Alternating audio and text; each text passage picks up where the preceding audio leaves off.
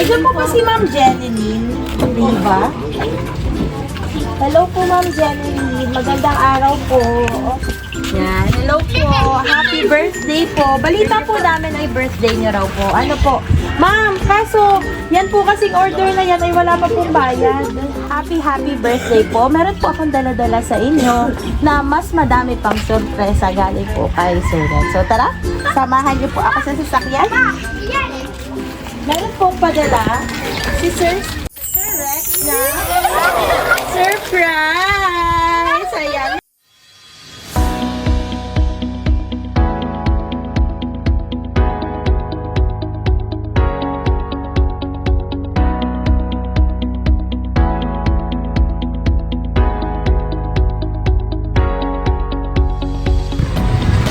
Kabayan all over the world. My name is Andre and we are Sandlove to Pinas. Today, nandito po tayo ngayon sa Talahibon, Ipaan, Batangas upang i-surprise ang ating birthday celebrant na si Ma'am Jeneline.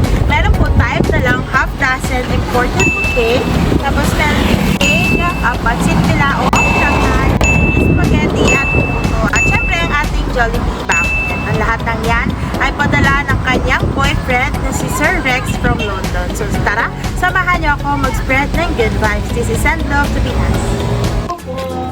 Ito po ba si Ma'am Jeneline? Di ba? Hello po Ma'am Jeneline. Magandang araw po. Yan. Hello po. Happy birthday po. Balita po namin ay birthday niyo raw po. Ano po? Ma'am, kaso yan po kasing order na yan ay wala pa pong bayad. Happy birthday po. Meron po akong dala-dala sa inyo na mas madami pang sorpresa galing po kay Sir Rex. So tara, samahan niyo po ako sa sasakyan.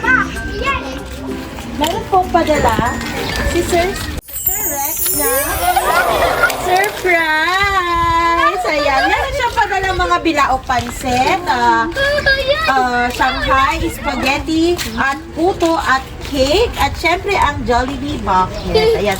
Ma'am, dito po ikaw. Sandal po ikaw dito. Sandal ikaw dito. Yan. Sa tingin niyo po ay sabi niyo po kanina si Sir Rex po ang nagpadala po nito, di ba po? Nasang bansa po ngayon si Sir Rex? Sa ano po? May konting interview portion to. Sa tingin niyo po nasang bansa si Sir Rex? As of now, nasa London po siya. Ayun. Ayan, ano pong masasabi niyo sa pa-surpresang ito ni Sir Rex? Ay, thank you. Surprise ako yung sobra. Hindi naman bago sa akin kasi talagang sobra. Opo, ma-effort talaga siya. Ayan. At syempre, meron siyang mensahe ngayong 31st birthday mo. Babasahin ko ang mensaheng padala ni Sir Rex all the way from London. Sabi po niya, Happy birthday, Mommy. You are the most beautiful person inside and out that I've known. I'm so lucky to have you in my life and I'm excited to celebrate this special day with you. May all your dreams come true today and always. I love you more than words can say. Take care always and God bless. Ayan, ang sweet naman ang message ni Sir. Kayo naman, Ma'am, ang hihingan ko ng mensahe para kay Sir Rex na nasa London. Ay, thank you. Surprise mo na naman ako. Talagang sobrang effort mo talaga. Wala akong masabi sa sweet mo. Thank you sa surprise. Love you. Ayan, tanong ko lang, Ma'am, kung gano'n na po katagal si Sir Rex na nasa ibang bansa? Tagal mo po. 4 years. Sa 6 years na yun, hindi pa po siya nakaka-uwi ulit. Ayan, so siguro po miss na po ang isa't isa. At syempre, ito lang po siguro yung way niya para kahit paano ay makabawi man sa mga okasyon na wala siya sa Talimo. Diba po? Ayan, meron po pong birthday cake. Ayan, ang nakalagay po ay Happy 31st birthday, Mommy. I love you so much. Ayan. Pwede po ba kantahan po natin si Ma'am Jeneline ng happy birthday. Kantahan natin si Ma'am ng happy birthday. 1, 2, 3, go! Happy birthday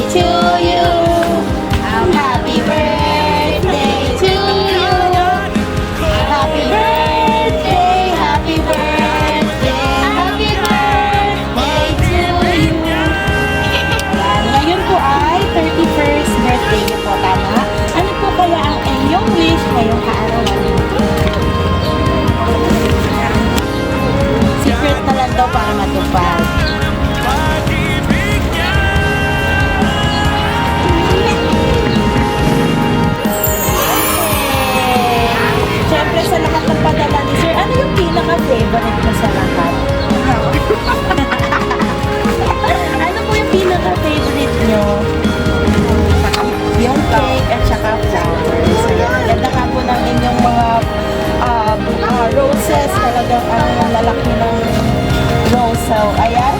Muli po sa happy birthday sa inyo. Sana po ay naramdaman niyo po yung pagmamahal ni Sir Rex all the way from London. Ayan, may any message pa po kayo sa ating sender? Vietnam. Human. So, ayan. Thank you po, Sir Rex, for trusting Send Love to Pinas. At para po sa ating kababayan all over the world, Send Love to Pinas is delivering in all parts of the Philippines. So, please do like and message our page, Send Love to Pinas. Maraming po salamat. Pagmamahal hanggat sa kunin tayo ng may kapal.